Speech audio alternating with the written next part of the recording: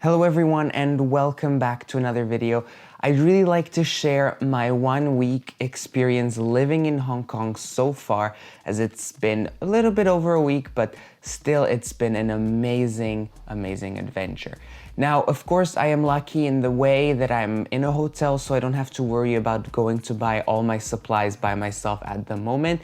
But of course, within the next month, we're going to move into our new house and we're gonna have to start looking for all our home things by ourselves without anyone's help. Now, of course, for those which move to Hong Kong, they generally go into an apartment immediately, whereas me, I'm staying in a hotel while the house is getting ready. But if you're moving to a home really quickly, then it's gonna be quite a hassle to find all your things like deodorant and toothpaste and things like that. It's gonna be fun to go look. Of course, if you're in a hotel, you can always request toothpaste or deodorant. The hotel is gonna bring it. However, you still have to go and look for yourself so that in the future, you are able to buy things by yourself. So there are 5 main points that I would like to cover in this video, and those are the people, the culture, food, how we Westerners are seen by the Chinese and by the Hong Kong citizens, and kind of a little bit about the current situation. If you're in the loop, you know that there's some protests going on and it's not really pleasant to be in the middle of it. And then some kind of final thoughts and basically if you should move or not. So starting off with the people are amazing in Hong Kong. You're gonna discover that when you come here and when they see a Westerner, they're Westerner or foreigner, whatever, as a matter of fact, they like the people. And I feel like Chinese are the people who are very friendly, at least here in Hong Kong. I didn't go to China mainland yet, but in Hong Kong, they are friendly, helpful, nice.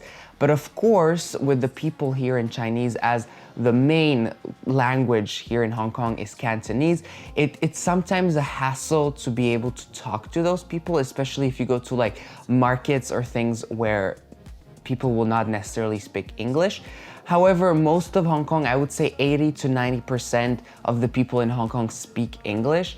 So they're still majority speaking English and Cantonese. But still, I would say that it would be a good idea to start learning Cantonese, at least just a little bit, so that you can understand some things and get around your basic duties during the day. Now, anyway, back to the people. They're very helpful, very friendly. You need help, they're going to help you.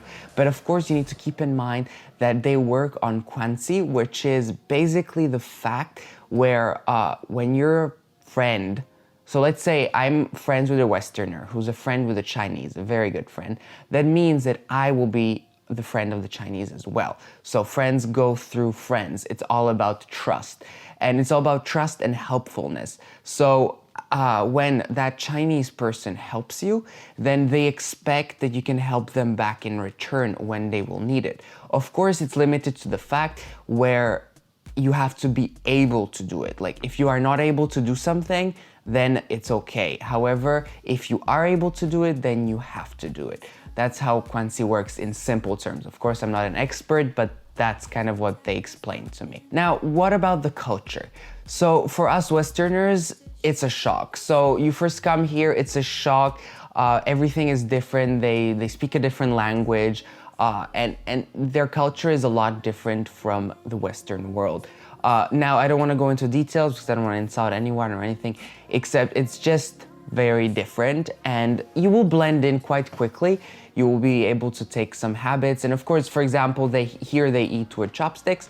So if you don't know how to eat with chopsticks, then that's maybe a good opportunity to learn. So there are many things that are different, but that you have to learn. And usually they're quite lenient with how Westerners are with Chinese because they know that you don't necessarily know how their culture works at the beginning. One popular question that is probably gonna be is, how is the food?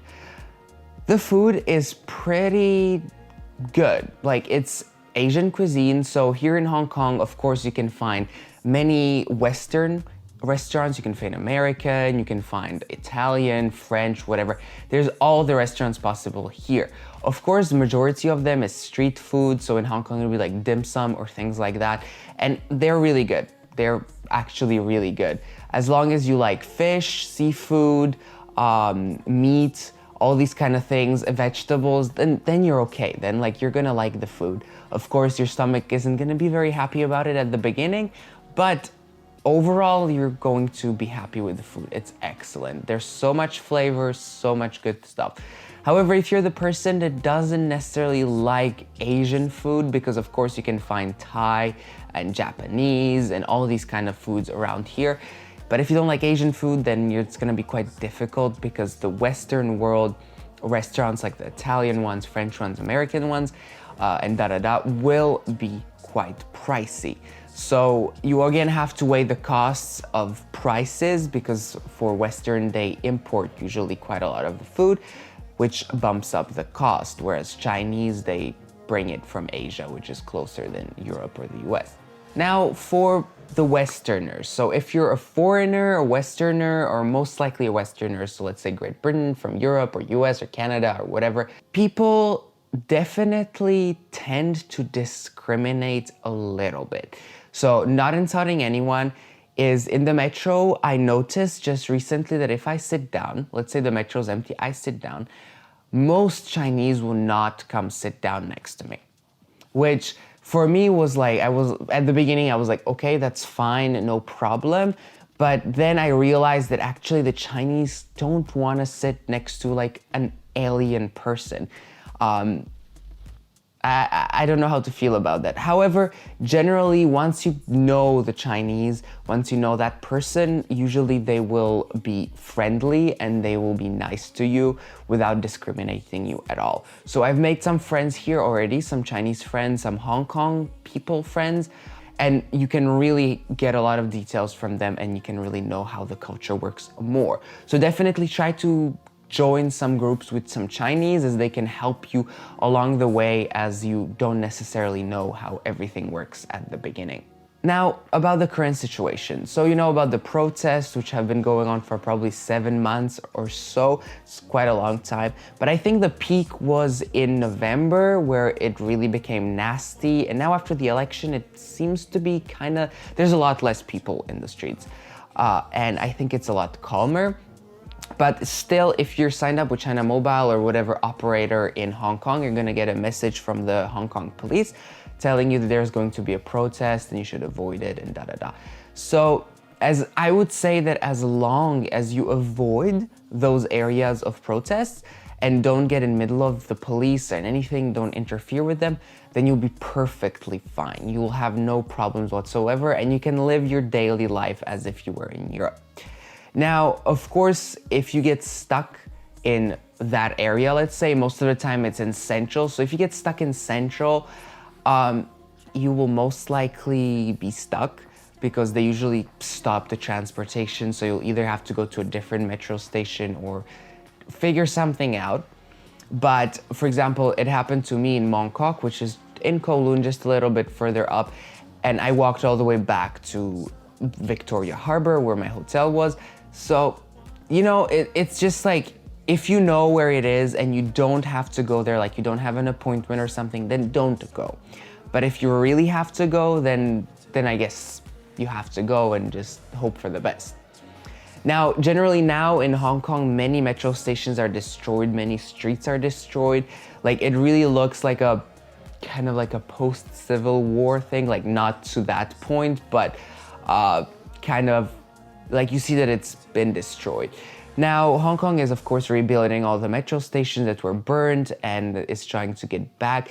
But I think that the protests will slowly wind down, even though they're still present. For example, this weekend, now at the filming of this video, there's a protest going on in Central.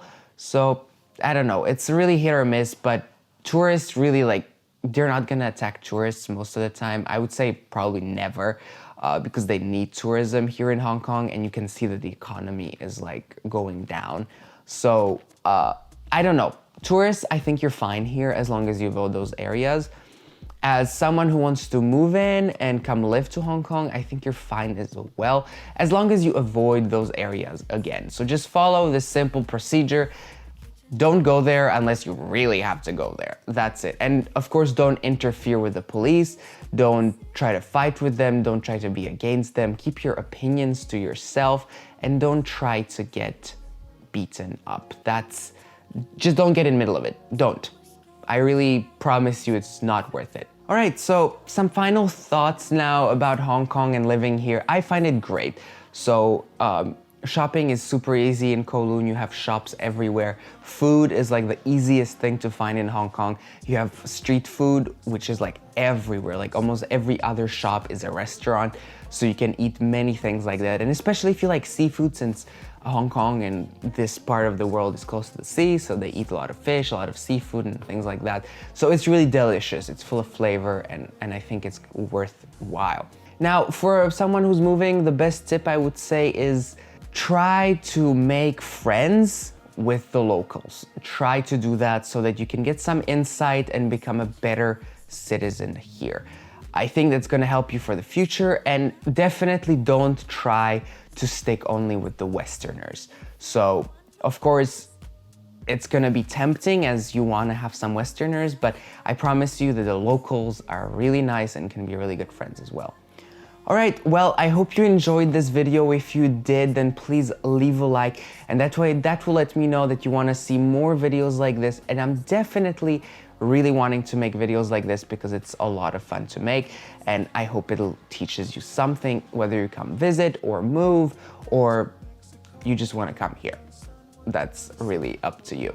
Anyway, so please leave a like and subscribe. Those are greatly appreciated.